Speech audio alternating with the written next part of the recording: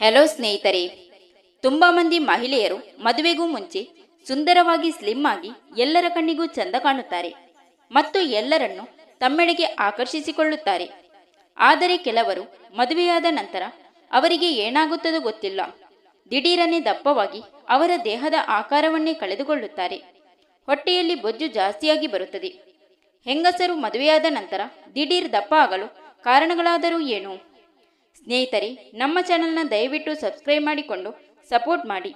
ವಿಡಿಯೋಗೆ ಒಂದು ಲೈಕ್ ನೀಡುವುದನ್ನು ಮರೆಯಬೇಡಿ. ಮತ್ತೆ ನಿಮಗೆ ಯಾವುದಾದರೂ ಯೂಸ್ಫುಲ್ ಇನ್ಫಾರ್ಮೇಷನ್ ಗೊತ್ತಿದೆ ಎಂದಾದರೆ ಕಮೆಂಟ್ ಬಾಕ್ಸಲ್ಲಿ ಹಂಚಿಕೊಳ್ಳಿ. ನಾವು ಅದನ್ನು ವಿಡಿಯೋ ಮೂಲಕ ಜನರಿಗೆ ತಲುಪಿಸುವ.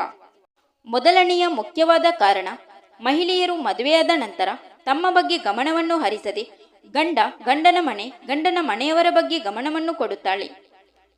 ಎರಡನೆಯದು, ಹೆಂಗಸರು ಮದುವೆಯಾದ ನಂತರ ಮೊದಲ 3 ತಿಂಗಳ ಅವಧಿಯಲ್ಲಿ ಅತಿಯಾದ ಸಂಭೋಗ ಕ್ರಿಯೆಯಲ್ಲಿ ಭಾಗಿಯಾಗುವುದರಿಂದ ಅವರಿಗೆ ಮೈತುಂಬ ಸುಸ್ತು ಆವರಿಸುತ್ತದೆ. ಯಾವುದೇ ಕೆಲಸ ಮಾಡಲು ಆಗದೆ, ಹೊರಗಡೆ ಸುತ್ತಾಡಲು ಆಗದೆ ಮೈತುಂಬ ಆಯಾಸ ಆಗೋದಕ್ಕೆ ಶುರುವಾಗುತ್ತದೆ. ಅಲ್ಲದೆ ಅದರ ಮೇಲೆ ಆಹಾರ ಕೂಡ ಮೇಲಿಂದ ಮೇಲೆ ಮನೆಯಲ್ಲಿ ಕೂತು ತಿನ್ನುತ್ತಿರುತ್ತಾರೆ. ಇದರಿಂದ ಹೆಂಗಸರು ದಿಢೀರಾಗಿ ದಪ್ಪ ಆಗುತ್ತಾರೆ. ಮೂರನೆಯ ಕಾರಣ, ಮದುವೆಯ ನಂತರ ಹೆಂಗಸರು ಹೆಚ್ಚಾಗಿ ನೈಟಿ ಧರಿಸಲು ಪ್ರಾರಂಭಿಸುತ್ತಾರೆ. ಇದರಿಂದ ಅವರಿಗೆ ನಾವು ದಪ್ಪ ಆಗುತ್ತಿರುವುದು ಗೊತ್ತೇ ಆಗುವುದಿಲ್ಲ. ಮುಂಚೆ ಆಗುತ್ತಿದ್ದ ಟೈಟ್ ಫಿಟ್ ಡ್ರೆಸ್ಗಳಿಂದ ದೇಹ ಫಿಟ್ ಆಗಿರುತ್ತಿತ್ತು.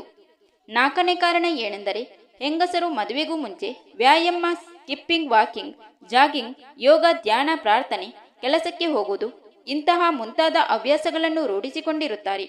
ಆದರೆ ಈ ಹವ್ಯಾಸ ಅವರಿಗೆ ಮದುವೆ ಆದ ನಂತರ ಮುಂದುವರಿಸಲು ಸಾಧ್ಯವಾಗುವುದಿಲ್ಲ.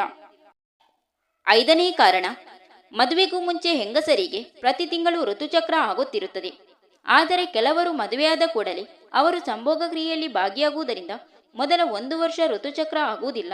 ಇದರಿಂದ ಅವರ ದೇಹದ ಒಳಗಿನ ಕಲ್ಮಶ ಹೊರಗೆ ಹೋಗದೇ ಇರುವುದರಿಂದ ಅವರು ದಿಢೀರ್ ದಪ್ಪ ಆಗುತ್ತಾರೆ.